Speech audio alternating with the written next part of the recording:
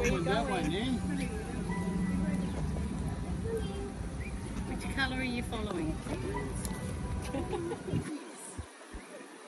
Which colour are you following? Do you want your sandwich? No, we send for please. No, no more?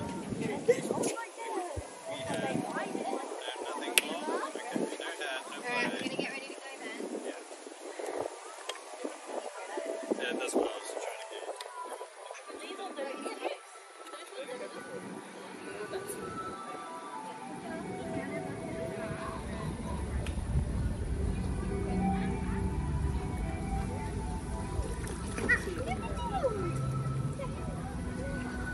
No, on your bottom, please. Okay, get the cup. Alright, let's get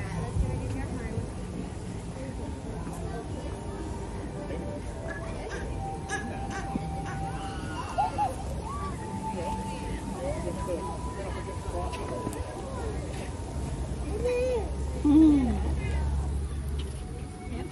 와, 펭귄이다. 귀엽다.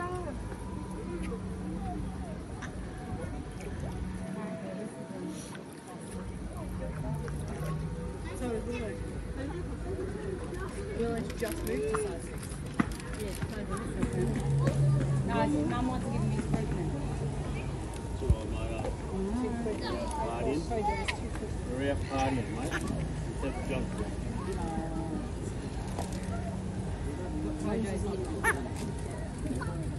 Oh, it might be good. He's got a leaf on his head, Bubba. Leaf on his head.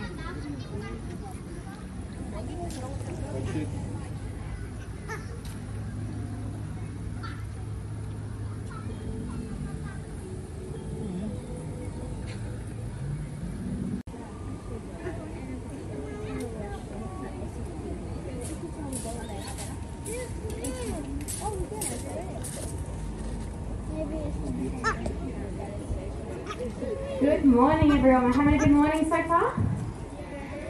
Yeah?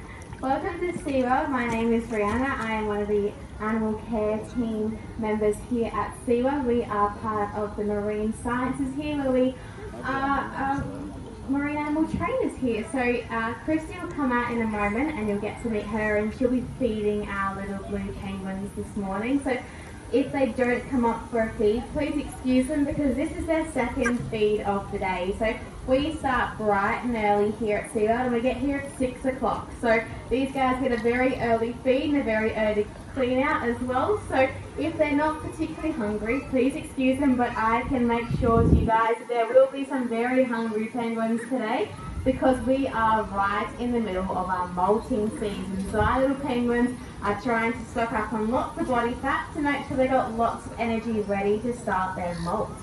So here at Penguin Point we are home to 36 little blue penguins. We're also home to a yellow-footed booby named Chloe. She's just gone into the water now. And this seagull that's cheekily sitting in the middle of the exhibit does not belong here. He is a flying bird, and he knows as soon as everyone starts to line up, he can sneak through the flaps there and try to get a feed.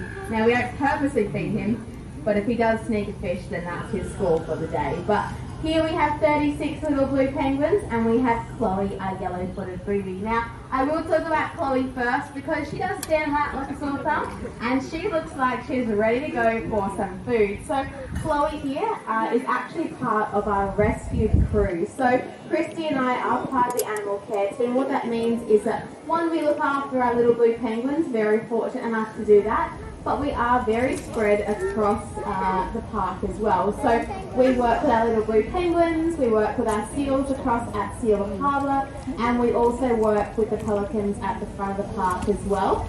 And the pelicans at the front of the park are part of Chloe's crew. They are part of our rehab crew as well. So we do rescue some of our animals that do need our help, whether they are stranded or injured or really need some assistance from us. We are part of the SeaWorld Foundation, and we do go out on those rescues and we do try to help them. We do try to rehabilitate any of the animals we find to make sure they do go back out into the wild.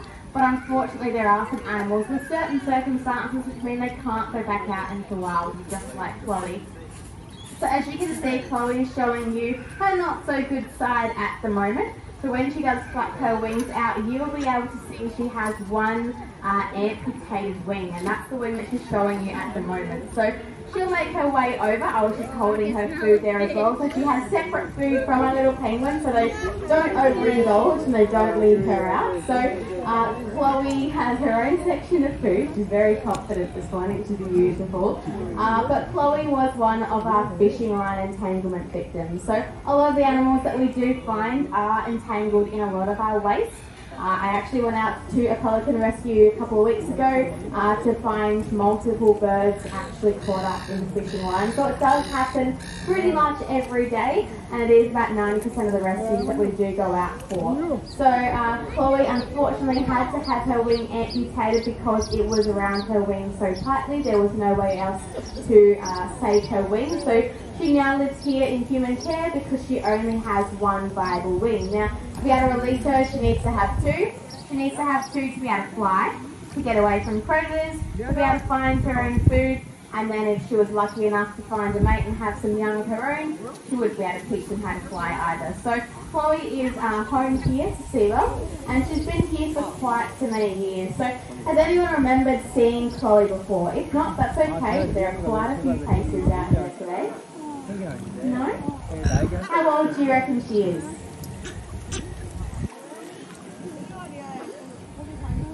Is that 20? Yes. She's at least 20 years old. So we rescued her just over 20 years ago. Now I hope that 20 guess wasn't because she looks like 20. Because Chloe looks very good for her age. Chloe, like I said, we rescued her over 20 years ago, but we didn't rescue her as a chick, so we actually don't know how old she is for sure. So we know she's at least 20 years old because that's how long she's been in our care. She could be 21, she's pretty young. She could also be up into her 30s or more. We actually don't know. So we just like to think she's a very spring chicken. She's doing very good for her age. And like I said, she's only been here at Penguin Point for about a year or so now. She used to live with those rehab birds, but as you can see, she's a nice, quiet, calm, content bird. She doesn't bother any others, and she's not too phased about the little penguins around her as well. But she does like to give all of her food to those cheeky flying seagulls. So luckily today we only have one, but she likes to make sure that everybody gets a bit of food. So over here we're able to make sure that she's only getting what she needs and nobody else is taking any from her. So it's really lovely that she's been able to be here as well. Now, she isn't the only bird here at Penguin Point that is a rescue.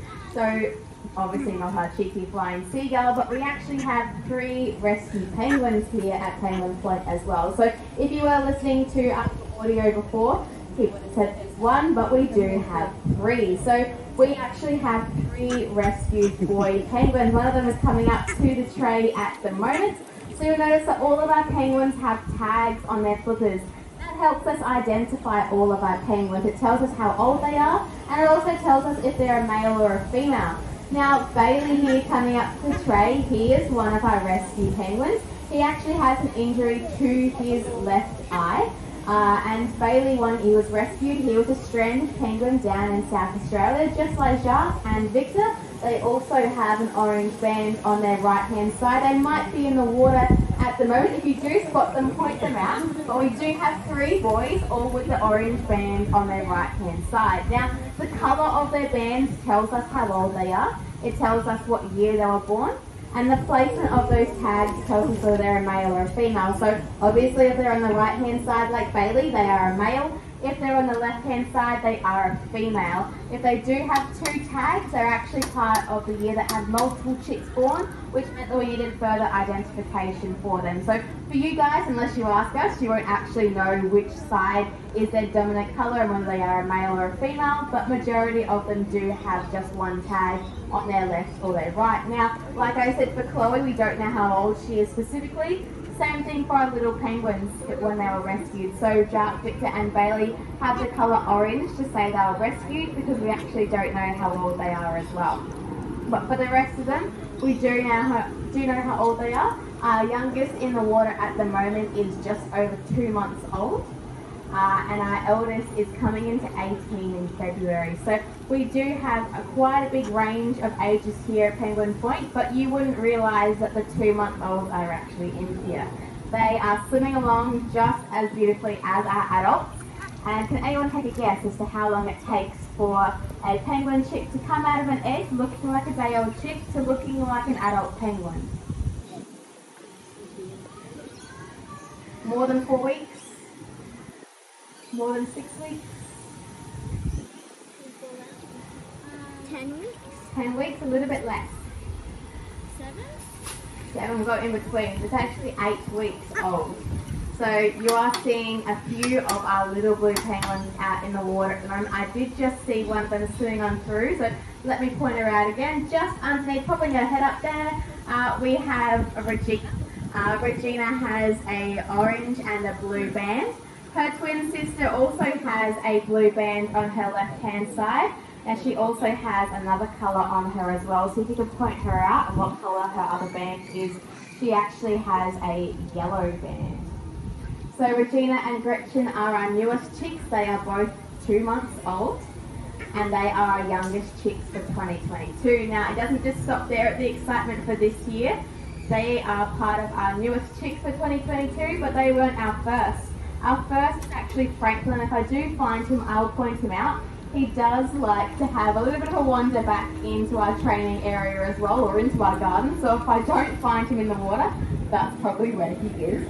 But if I do find him, I'll let you know. But he was our first chick to be born here since 2018. So this year has been a record for penguin hatches since 2018, which is really lovely because not all pairings mean they're going to have a successful chick.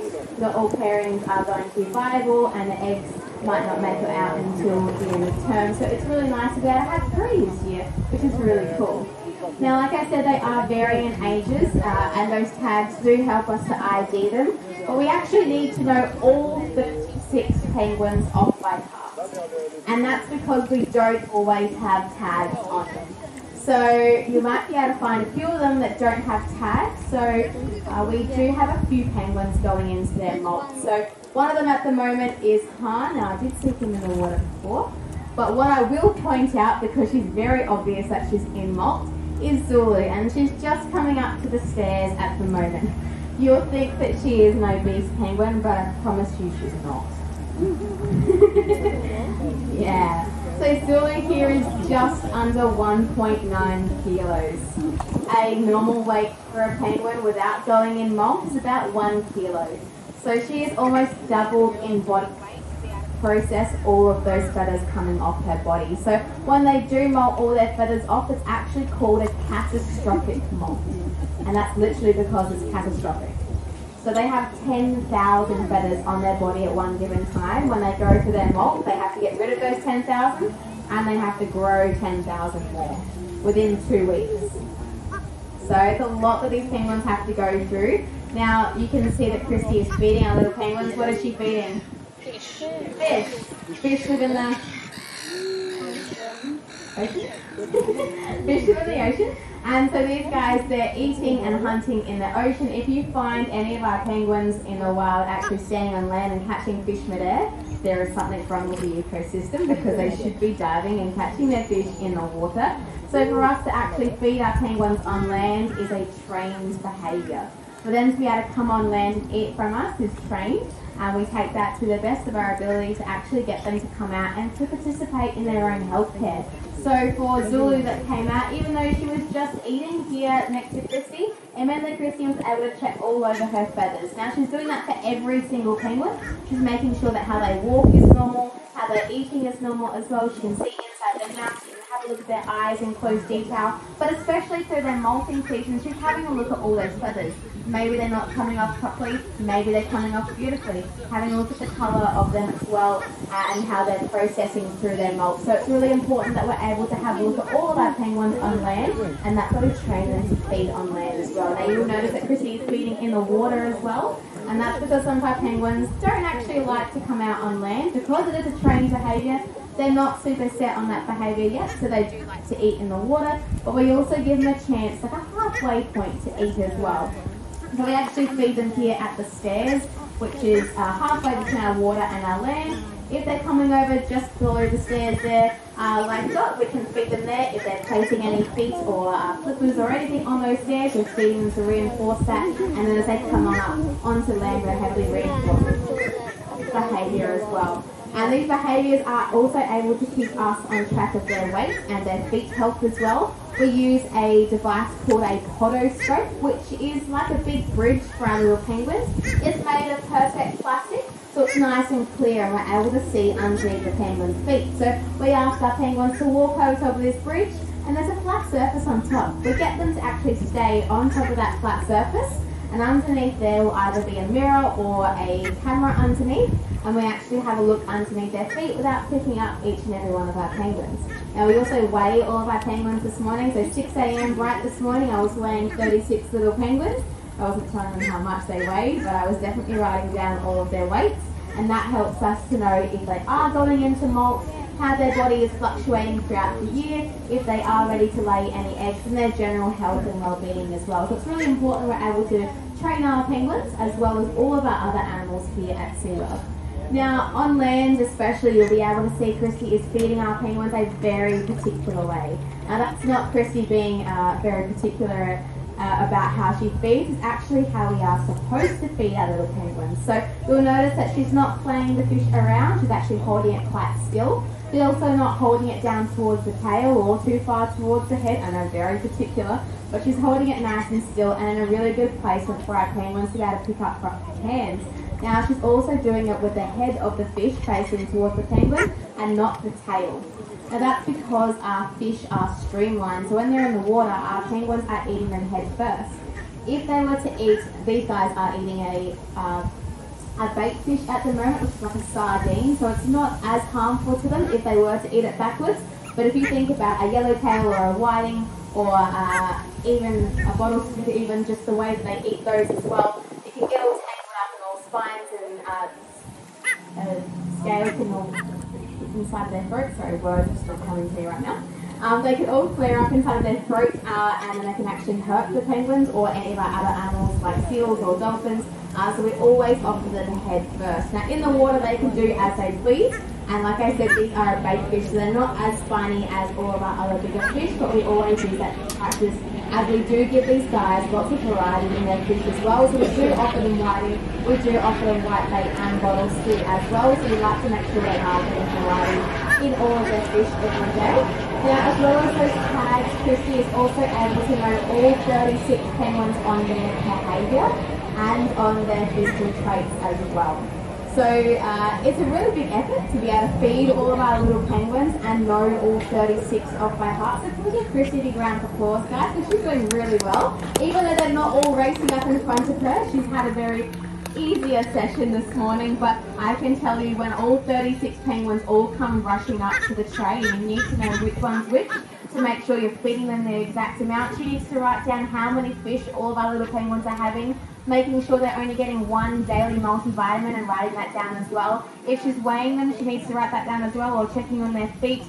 She also needs to make down any notes on their behaviour or on their body as well. If they are coming out of their comfort zone and doing different training, like feeding at our stairs or leaving different parts of the exhibit in different ways. So we do write down all these behaviours. And like I said, going into our molt, penguins don't have tags. So Zulu doesn't have any tags at the moment because she has expanded so much that it actually might constrict some blood flow. So we do take those tags off.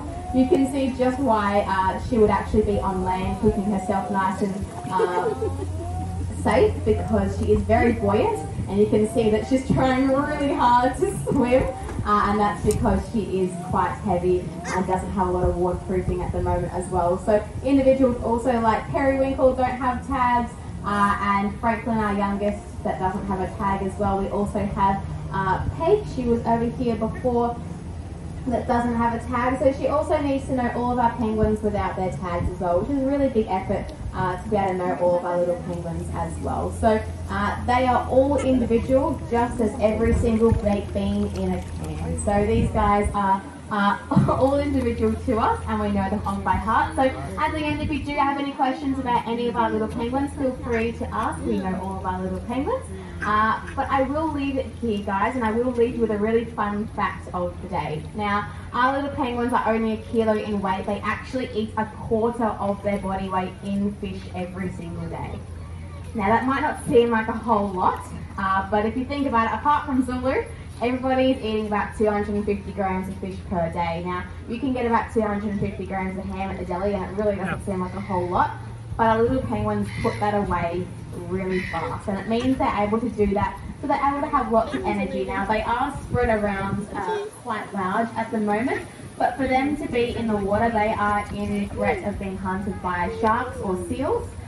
So they do need to stay quite close and do need to have members around them and be able to swim quite fast. So reason why Zulu wouldn't be able to survive out in the wild right now if she was in the water, because she'd be picked off by a shark or a seal. But they do need to have lots of energy going through their body, especially also if they are producing young or they are producing new feathers. They need to have lots of energy. So hold on to your hats, guys, because these little blue penguins, the smallest penguin species in the world, only standing at 30 centimetres tall, go to the toilet every 17 minutes. That's 80 times a day per little penguin. If you were going to the toilet 80 times a day, I'd hope someone would be going to the doctor. But our little penguins don't need to do that. So when they come in and land, you'll be seeing some of our little penguins here actually shaking and shivering. Here we go. They're not cold, even though there is a breeze coming through. That's actually them digesting their food. So every time they get a chance to come on land, they shake and shiver all those fish down towards the end of their stomach to make sure they are digesting their food. So like I said, I will leave the talk here, but feel free to ask any questions you like. We will answer any of them that you have.